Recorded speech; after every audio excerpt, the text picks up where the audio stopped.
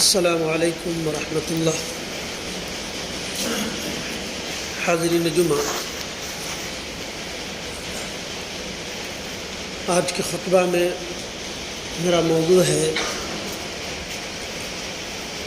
رمضان کا روزہ اور آغاز زندگی کا دن یعنی عید کا دن۔ حاضرین،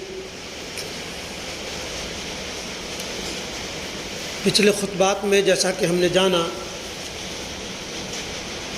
کہ روزہ ہم پر اس لیے فرض کیا گیا تاکہ ہم متقی بن جائیں، پرہیزگار بن جائیں، ہر آن ہر لمحہ ہر پل اللہ کو حاضر اور ناظر رکھ کر جینے والے بن جائیں، یعنی ایک اللہ رکھی زندگی جینے کی مشق کر لیں اور اس پر کما حقہ پورے مہینہ 12 مہینہ عمل کریں۔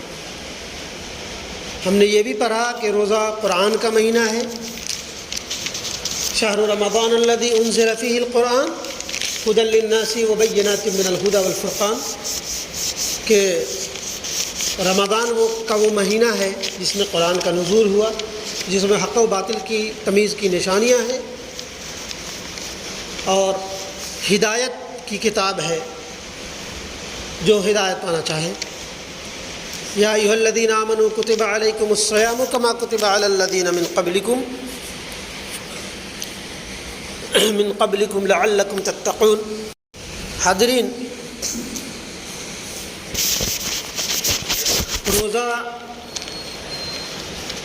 اس لیے فرض کیا گیا اور کہ روزہ پچھلے لوگوں پہ بھی فرض تھا، یہ آپ پر صرف بوجھ نہیں ہے بلکہ تمام اقوام جس میں یہودی، عیسائی، زرتشتی، پارسی، ہندو، سکھ، سب تمام لوگوں کے ہاں روزہ فرض کیا گیا ہے، اور ہمارے یہاں روزہ کا جو وہ ہے وہ صرف اور صرف تقوی اور پرہیزگاری، سچائی پہ عمل کرنے کی وجہ ہے جس کو یہ کیا گیا۔ حاضرین، ہم نے یہ بھی جانا کہ روزہ قرآن کا مہینہ ہے، روزہ پابندی زندگی کے مشق کا مہینہ ہے، روزہ رحمت اور برکتوں کا مہینہ تھا، اور روزہ اخلاق و کردار کو سنوارنے کا مہینہ ہے اور اپنی زندگی کے محاسبے کا مہینہ تھا، اور صبر و استقامت کا مہینہ ہے۔ روزہ جد و جہد زندگانی کے مشق کا مہینہ ہے، اور روزہ صبر و التجا اور دعا کا مہینہ ہے۔ رمضان کا مہینہ کو حدیث میں صبر کا مہینہ، شہر الصبر کہا گیا ہے۔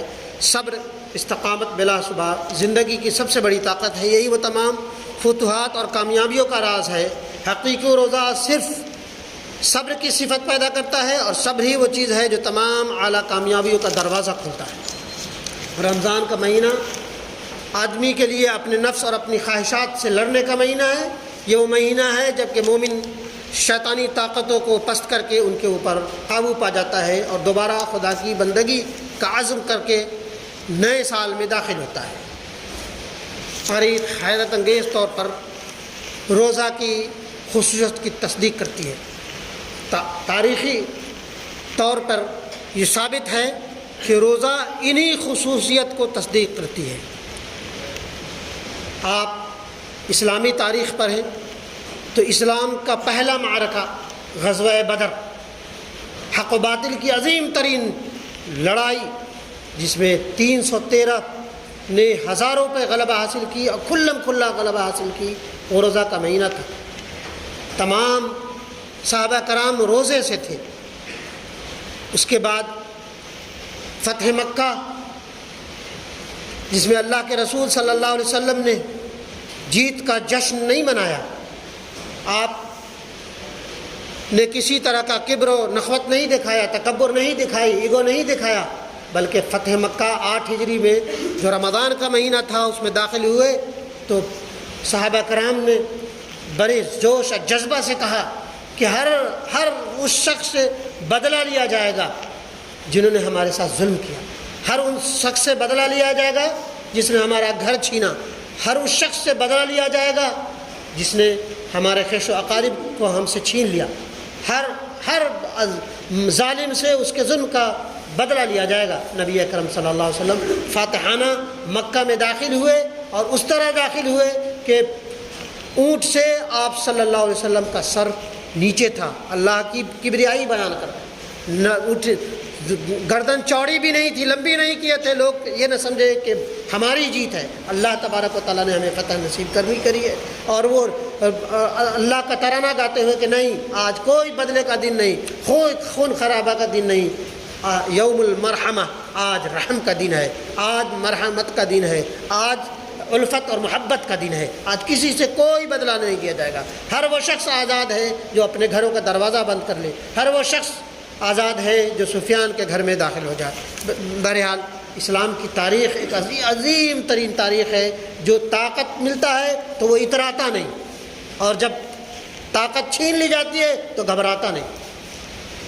طاقت ملتی ہے تو وہ اتراتا نہیں، اور طاقت چھین لی جاتی ہے اور اس کی تو استقامت پر ڈٹ جاتا ہے، صبر کرتا ہے اور بالکل گھبراتا نہیں ہے، اللہ کے اس پہ چھوڑ دیتا ہے. اسی طرح غزوہ تبوک جو 6 ہجری میں جو 9 ہجری میں ہوئی، وہ رمضان کا مہینہ تھا.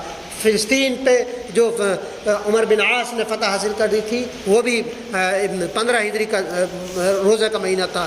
اسپین جس پہ طارق بن زیاد نے تزک و احتشام کے ساتھ داخل ہوئے تھے. ہاں، اور اسپین اور جس کو اندلس کہا جاتا ہے کہ وہ علم کی سرزمین تھی. تمام علوم ہماری میراث تھی. کتابیں ابن آبا کی جو دیکھے ان کو یورپ میں تو دل ہوتا ہے سی پارا. علامہ اقبال کہتے ہیں کہ کتابیں اپنے آبا کی جو دیکھے ان کو یورپ میں تو دل ہوتا ہے سی پارا. کہ آپ تمام اس وقت اندلس میں اسپین میں جب عمر بن عاص آ گئے، طارق بن زیاد گئے، تو اس وقت تمام علوم کے نئے ایجادات کی. جس وقت تمام یورپ اندھیر نگری میں اور جہالت میں ٹامک تو یہ مار رہا تھا، اس وقت کی بات ہے. نئی چیزیں، پیپر بنانے کی مشینیں، پانی کو ٹھنڈا کرنے کا بہت ساری چیزیں. آپ اگر پڑھنا چاہیں تو 1001 انوینشن جو کتاب ہے کہ 1001 ایجادات جو مسلمانوں نے کی ہے، جسے کیا کہتے ہیں کہ ہیلری کلنٹن کے ہاتھوں جس کا اجرا ہوا تھا 10 سال پہلے، اس کتاب کو پڑھیے کہ مسلمانوں نے کیا ایجادات کی ہے. بہرحال ان تمام مشق کے بعد، صبر و استقامت کے بعد، اخلاقی سنوارنے کے بعد، اللہ تبارک و تعالیٰ نے ہمارے لیے ایک نئے دور کا آغاز عید کی شکل میں دیتا ہے، جس کے تعلق سے اللہ تبارک و تعالیٰ ایک لمٹ میں رہ کر کے خوشی منانے کا وہ کہتا ہے. اور وہیں عربی شاعر کہتا ہے لیس العید لمن لبس الجدید انما العید لمن خاف وعید. لیس العید لمن لبس الجدید انما العید لمن خاف وعید. کہ عید ان کے لیے نہیں ہے جو عمدہ ترین لباس پہنے، عید ان کے لیے نہیں ہے جو بہت عمدہ ترین اور ناز و نعمت سے گھر سے نکلے عیدگاہ جائے، بلکہ عید ان کے لیے ہے جو اللہ کے خوف اور اس کی پکڑ سے ڈر گئے. حضرت علی کا قول ہے کہ ہر وہ دن عید کا دن ہے مومن کے لیے جس دن اس نے گناہ نہیں کی. عید ہر دن مسلمانوں کے لیے عید کا دن ہے جس دن اس نے گناہ نہیں کی. حضرت علی کرم اللہ وجہ فرماتے ہیں کہ مومن اس عید کی خوشی اس دن محسوس کرے گا جب وہ کسی دن گناہ نہیں کیے ہوگا، اور وہ اللہ تبارک و تعالیٰ کے یہاں جب بدلہ دیا جائے گا اور دیکھے گا کہ یہ فلاں دن جو ہمارے گناہوں سے کٹی ہے، اور جب وہ اس کو وہ بدلے ملیں گے، اس وقت خوشی سے، وہ شادمانی سے وہ اطراع پڑے گا اور کہے گا کہ دیکھو حقیقی معنوں میں عید تو یہی ہے. حاضرین، اسلامی شریعت میں رمضان کا مہینہ روزہ کا مہینہ ہے، اور اس کے بعد یکم شوال کا عید کا دن قرار دیا گیا ہے. عید کے دن مسلمان اسلامی حدود کے اندر خوشی مناتے ہیں، تاہم یہ سادہ معنوں میں صرف خوشی کا دن نہیں، یہ اہل اسلام کی زندگی کے لیے نئے آغاز کا دن ہے. حدیث میں عید کو لیلۃ الجائزہ، انعام کی رات کہا گیا ہے. اس کا مطلب یہ ہے کہ روزہ کی صورت میں اللہ تعالیٰ نے اپنے بندوں کا امتحان لیا.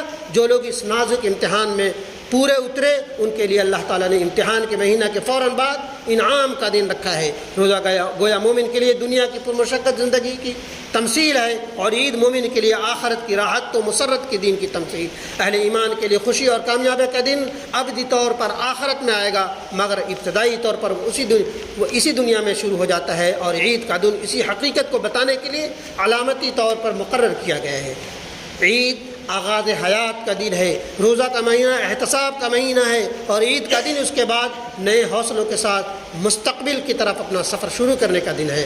روزہ کی حقیقت یہ ہے کہ آدمی دنیا سے اور دنیا کی چیزوں سے ایک محدود مدت کے لیے کٹ کر اللہ کی طرف متوجہ ہو جائے، حتیٰ کہ اپنی فطری ضروریات تک بے کمی کر دے۔ رمضان کا اعتکاف اس کی انتہائی صورت ہے، جبکہ بندہ ماں سوائے قطع تعلق کر کے خدا کے گھر میں آ کر پڑ جاتا ہے۔ اس کا مطلب لوگوں کو رہبانیت کی طرف نہیں ابھارنا ہے کہ بال بچوں سے کٹ کر رہبانیت نہیں ہے۔ لا رہبانیت فی الاسلام، اسلام میں کوئی رہبانیت نہیں۔ یہ حساب کیے جانے سے پہلے اپنا حساب کر لو کا ایک وقتی لمحہ ہے، تاکہ مستقل زندگی کے لیے لوگوں کو تیار کیا جائے۔ عید کا دن اس وقتی لمحہ کا خاتمہ ہے جبکہ مسلمان نئے شعور، نئی قوت عمل کے ساتھ ازسر نو زندگی کے میدان میں داخل ہوتا ہے۔ تزکیہ نفس اور صبر اور تعلق باللہ کا جو سرمایہ اس نے روزہ کے ذریعہ پایا ہے، اس کو ساری زندگی میں پھیلانے کے لیے دوبارہ وہ دنیا کی ہنگاموں میں واپس آ جاتا ہے۔ آئیے ہم عید سے اپنی نئی زندگی کو شروع کریں، عید کے دن کو اپنے دینی و ملی تعمیر کے آغاز کا دن منائیں۔ آج ہم نئی ایمانی قوت اور نئے عملی حوصلہ کے ساتھ زندگی کی جد و جہد میں داخل ہوں۔ ہمارا سینہ خدا کے نور سے روشن ہو، ہماری مسجد خدا کے ذکر سے آباد ہو، ہمارا گھر تقوی اور تواضع کے گھر بن جائیں۔ اللہ کے لیے ہم سب ایک ہو کر جد و جہد شروع کریں، جس کے نتیجہ میں ہم کو دنیا میں اللہ کی نصرت ملتی ہے اور آخرت میں اللہ کی جنت۔ روزہ کے بعد عید کا آنا روزہ داروں کے لیے خوشخبری ہے۔ یہ اللہ کی طرف سے اعلان ہے کہ ہم نے روزہ کی اسپرٹ یعنی صبر کو، پیشنس کی زندگی کو پا لیا اور اس کو استعمال کیا تو ہم دونوں جہاں کی خوشیوں سے ہمکنار ہوں گے۔ عید ایک خوشخبری ہے، اس بات کی خوشخبری کہ ہم خوشی کو پا سکتے ہیں، ہم خوشی کی طرف بڑھ رہے ہیں، ہم خوشی کے کنارے پہنچ گئے ہیں، مگر منزل تک پہنچنے کے لیے ابھی ہم کو ایک جست لگانا ہے۔ روزہ نے صبر اور تعلق باللہ کی جو طاقت دی ہے اس کو بھرپور استعمال کیجیے، اور اس کے بعد آپ کامیابی کی آخری منزل پر ہوں گے۔ عید کا دن مسلمانوں کے لیے خوشی کا دن ہے، مگر جب خوشی کے حالات نہ ہوں تو عید کا دن عہد کا دن ہے، ایگریمنٹ کا دن ہے، اپنا مصمم ارادے کا دن ہے۔ عید کا مسلمانوں کے لیے خوشی کا دن ہے، مگر جب خوشی کے مواقع نہیں ہوں، خوشی ہم سے چھین لی جائے تو عید ہمارے لیے نئے عہد و پیمان کا، نئے ارادے کا، نیا ایگریمنٹ کا دور ہے۔ اپنے آپ سے کریں کہ ہم اپنی زندگی میں وہ خوشی، وہ عید والی خوشی کیسے پا سکتے ہیں۔ آئیے ہم سب مل کر عہد کریں کہ ہم سچے مسلمان بنیں گے، قرآن والے مسلمان بنیں گے۔ قرآن جو ہمارے لیے کامیابی کا راز ہے، نسخہ کیمیا ہے۔ ہر وہ کامیابی جو انسان پا سکتا ہے وہ قرآن کے ذریعہ پا سکتا ہے۔ قرآن کو چھوڑ کر کبھی مسلمان پوری تاریخ 1450 سالہ تاریخ جب قرآن سے مسلمانوں کا رشتہ مضبوط سے مضبوط تر رہا ہے، وہ مضبوط سے مضبوط بن کر ابھرا ہے۔ جب اس نے قرآن سے رشتہ چھوڑا ہے، قرآن سے کٹ گیا ہے، تو اللہ نے اسے ذلیل و خوار کر دیا ہے۔ تو آئیے ہم قرآن کو سمجھ کر کے اس پر عمل کرنے کی کوشش کریں۔ قرآن صرف یعلمون تعلمون پڑھنے کا نہیں ہے، جن بت بھگانے کی کتاب نہیں ہے، اور وہ چھوٹی موٹی چیزیں حاصل کرنے کی چیز۔ بلا شبہ اللہ تبارک و تعالیٰ تمام چیزیں دیتا ہے، لیکن وہ قرآن ہمیں سمندر بخشنا چاہتا ہے، اور ہم معمولی سے کٹوڑے پہ اکتفا کیے ہوئے ہیں۔ قرآن میں وہ چیزیں ہیں، اگر ڈوب کے تو دیکھیں قرآن کیا چیزیں ہم کو بتاتی ہے۔ قرآن ہم مستقبل کی تعمیر کی جد و جہد کریں، یہاں تک کہ ہم اپنے عید کے دن کو خوشی کا دن بنا سکیں۔ حاضرین، روزہ صرف اور صرف اسی لیے آتا ہے کہ قرآن سے جو رشتہ ہمارا کمزور تر پڑ گیا ہے مضبوط ہو جائے۔ اللہ سے جو ہمارا جو رشتہ ہے جو کامیابی کا رشتہ ہے کمزور پڑ جاتا ہے اس کو مضبوط سے مضبوط کرنے کا وہ ہے روزہ اپنے محاسبہ کا، جیسا کہ بتایا گیا پورے رمضان بتایا گیا کہ روزہ صبر کا مہینہ ہے، روزہ اخلاق و کردار کو سنوارنے کا مہینہ ہے، روزہ اپنے گریبان میں جھانکنے کا مہینہ ہے، اپنے من میں ڈوب کر پا جا سراغ زندگی۔